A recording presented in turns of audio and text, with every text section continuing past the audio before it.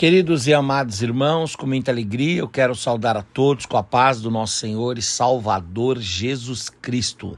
Deus os abençoe.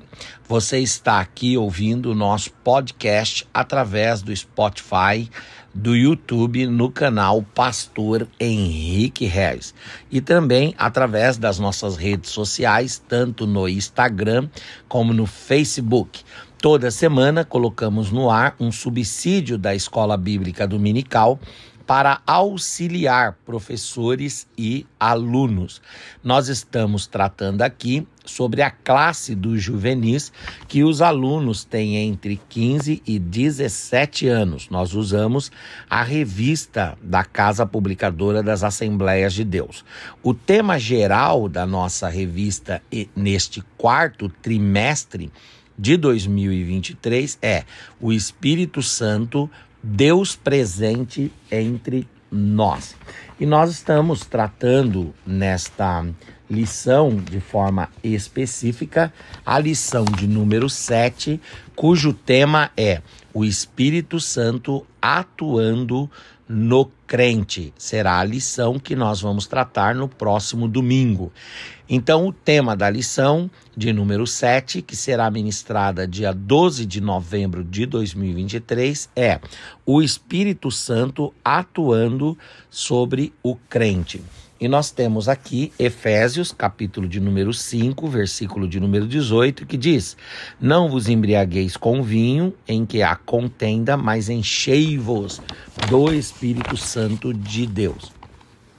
A leitura bíblica em classe está no Evangelho de Jesus, segundo escreveu o evangelista São João, no capítulo 14, versículos 16 a 20 e depois no capítulo 14, 26 a 31. Então vamos ler João 14, do 16 ao 20. E eu rogarei ao Pai e ele vos dará outro Consolador, para que fique convosco para sempre, o Espírito da verdade que o mundo não pode receber, porque não o vê, nem o conhece, mas vós o conheceis, porque habita convosco e estará em vós. Não vos deixarei órfãos, voltarei para vós. Ainda um pouco, e o mundo não me verá mais, mas vós me vereis, porque eu vivo e vós vivereis também.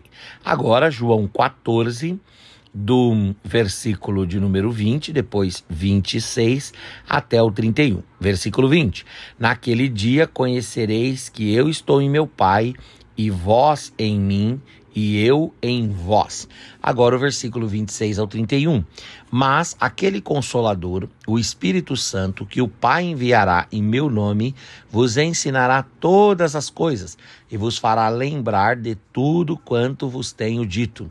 Deixo-vos a paz, a minha paz vos dou. Não vou-la dou como o mundo a dá. Não se turbe o vosso coração, nem se atemorize. Ouvistes o que eu vos disse: vou e venho de novo para vós. Se me amasseis, certamente exultaríeis por ter dito: vou para o Pai, porque o Pai é maior do que eu. Eu vou-lo disse agora, antes que aconteça, para que, quando acontecer, vós acrediteis. Já não falarei muito convosco, porque se aproxima o príncipe deste mundo, e nada ele encontra em mim, nada tem em mim. Mas é para que o mundo saiba que eu amo o Pai e que faço como o Pai me mandou. Levantai-vos, vamo-nos daqui. Muito bem, nós temos os nossos objetivos desta lição e os objetivos desta lição estão relacionados a entender sobre o Espírito Santo como o Consolador e dizer que o Espírito Santo atua na vida do crente e também sustenta o crente na presença de Deus. Muito bem, o tópico de número 1 diz: o Espírito Santo é o Consolador prometido. Quando estava chegando o tempo de Jesus cumprir a sua missão na terra e retornar para os céus, ele deixou uma promessa que enviaria um outro Consolador, o Espírito Santo, que estará sempre conosco, conforme João 14,16. A promessa feita por Jesus já havia sido profetizada também pelo profeta Joel, em Joel 2,28, que diz: nos últimos dias derramarei do meu Espírito sobre toda a carne.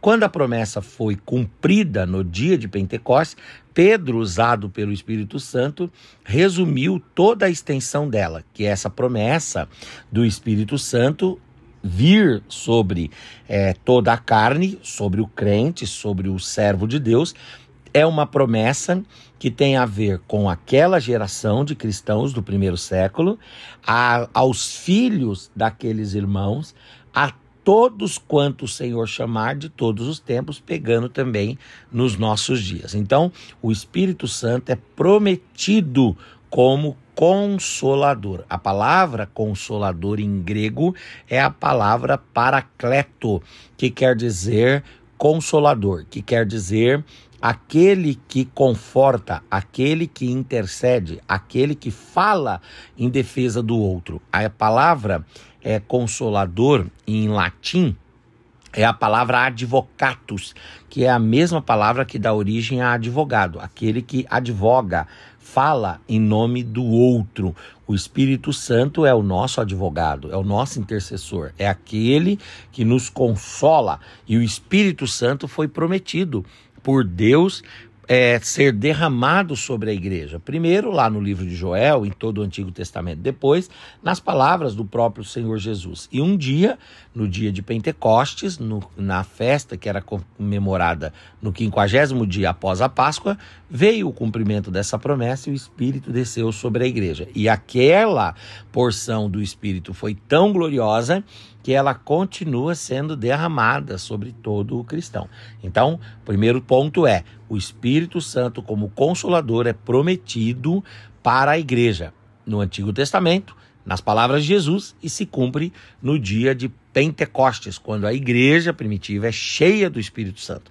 Só que Pedro diz que aquela experiência não era só para a igreja do primeiro século, é a igreja do segundo século e do século 21, a igreja de todos os tempos. Por isso que hoje nós cremos que o Espírito Santo também é derramado sobre nós. Amém? Muito bem, o Espírito Santo faria pelos discípulos tudo quanto Cristo tinha feito por eles. Enquanto estava com os discípulos, o Espírito estaria ao lado deles para ajudar, o Espírito iria promover a direção certa para suas vidas, consolar nos momentos difíceis, interceder por eles em oração e permanecer com eles para todo sempre. Da mesma forma, o Espírito Santo ele faz por nós. Ele está conosco ao nosso lado para nos ajudar. Ele provê para nós direção certa na nossa vida. Ele consola-nos nos dias difíceis. Ele intercede por nós junto ao Pai em oração e ele permanece para sempre conosco. Você que está me ouvindo, você pode ter certeza que se você é um servo de Jesus, um crente em Jesus, um servo de Deus, você tem o Espírito Santo de Deus que foi prometido sobre a sua vida. Ele está derramado na sua vida. No tópico de número 2, o Espírito Santo operando no crente. Primeiro, ele opera no crente trazendo salvação. Quando uma pessoa não crente concede uma oportunidade ao Espírito Santo, por pequena que seja, o Espírito Santo inicia a obra de convencer essa pessoa do pecado e da necessidade de se arrepender. Quando a pessoa se decide por Jesus, o Espírito Santo passa a habitar em seu coração. Do contrário, ela não teria forças para resistir o mal e procurar o bem. Todo cristão recebe a unção do Espírito Santo e passa a ter comunhão com Deus e uma vida de paz. Ou seja, qual é a primeira grande obra que o Espírito Santo promove na nossa vida?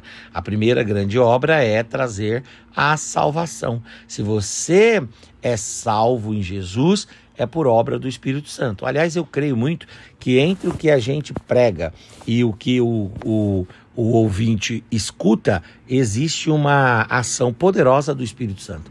Logo, quem atua trazendo salvação para o crente, quem opera na vida do crente trazendo salvação é o Espírito Santo. Eu só estou na igreja hoje porque eu fui convencido pelo Espírito Santo. Você só está na igreja porque você foi convencido pelo Espírito Santo.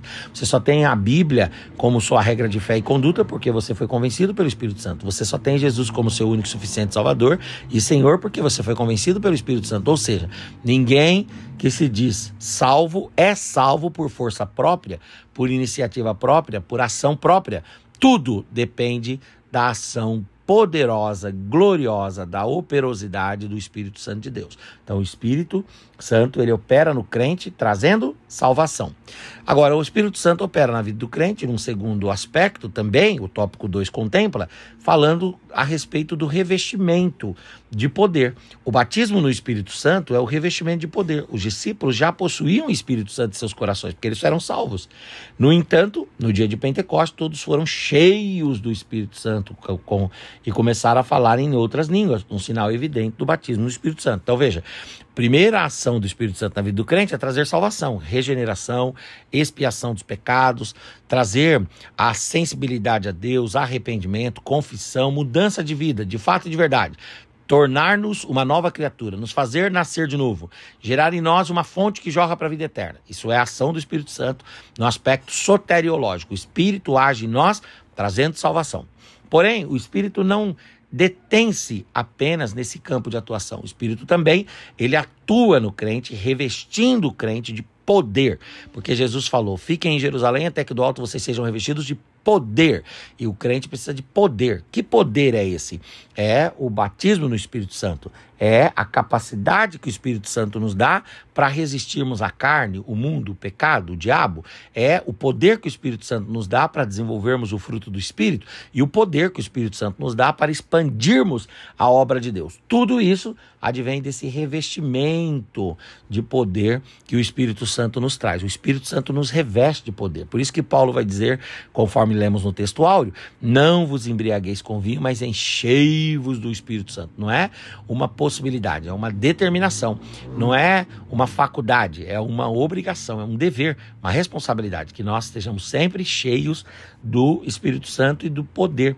E uma das coisas que aparece em Atos dos Apóstolos é que quando o Espírito Santo de Deus desce, ali os discípulos já têm o Espírito Santo no aspecto salvífico, mas agora eles recebem um revestimento, eles recebem uma porção, eles recebem um derramamento do Espírito Santo capaz de lhes dar poder, e eles falam noutras línguas, e ali vão falar noutras línguas e viver experiências extraordinárias, né? Muito bem, agora a atuação do Espírito Santo também, ela age sobre o pecador. O pecador, ele também é alvo da ação do Espírito Santo. O Espírito Santo atua no pecador, convencendo-o do pecado, da justiça e do juízo. Ele atua em todos os sentidos para que o homem tenha convicção própria de suas atitudes, se arrependa dos seus pecados e aceite Jesus como Salvador. A atuação do Espírito Santo ocorre na mente, convencendo o pecador de seu estado. Assim, ele compreende a necessidade de uma reconciliação com Cristo através da mensagem da palavra de Deus que lhe é explicada pelo Espírito Santo de Deus. A atuação do Espírito no pecador ocorre também na esfera do sentimento e da vontade. Na primeira, ele atua no sentido de que é necessário tomar uma decisão quando o pecador se sente culpado, necessitando do perdão. É o Espírito Santo que atua na vontade do pecador, fazendo com que ele não fique apenas no desejo de ser perdoado, mas entendendo que é pecador e que precisa arrepender-se, ele aceita a orientação do Espírito de mudar de vida. Então, o Espírito Santo age na vida do pecador. Como? Às vezes a pessoa está lá, por exemplo, atolada no pecado, e nós falamos assim, bom, Deus não está aqui, mas é exatamente ali que o Espírito Santo de Deus atua. Para quê? Para convencer aquele homem, para sensibilizar aquele homem, para levá-lo ao arrependimento, para levá-lo à confissão, para fazê-lo enxergar a sua condição e desejar mudar e tomar essa decisão de que é possível se arrepender, confessar e mudar de vida. O Espírito Santo age na vida do crente, mas age também na vida do pecador, ok? Na vida do crente, o Espírito Santo age no aspecto soteriológico, age também no aspecto de dar poder, mas age também no aspecto de nos manter firmes. Ninguém que está firme na igreja está por conta própria, só está porque o Espírito Santo é quem nos sustenta e nos faz permanecer. Amém? Hoje nós estudamos a respeito do Espírito Santo atuando na vida do crente. O Espírito Santo foi prometido, cumpriu-se no dia de Pentecostes, passa a atuar na igreja, atua sobre nós hoje, primeiro trazendo salvação, trazendo poder, atua sobre o pecador, trazendo convencimento e age sobre a vida do crente, trazendo a salvação, trazendo o revestimento de poder e nos fazendo permanecer para a glória de Deus. Que Deus em Cristo te abençoe. Boa aula. Ósculos.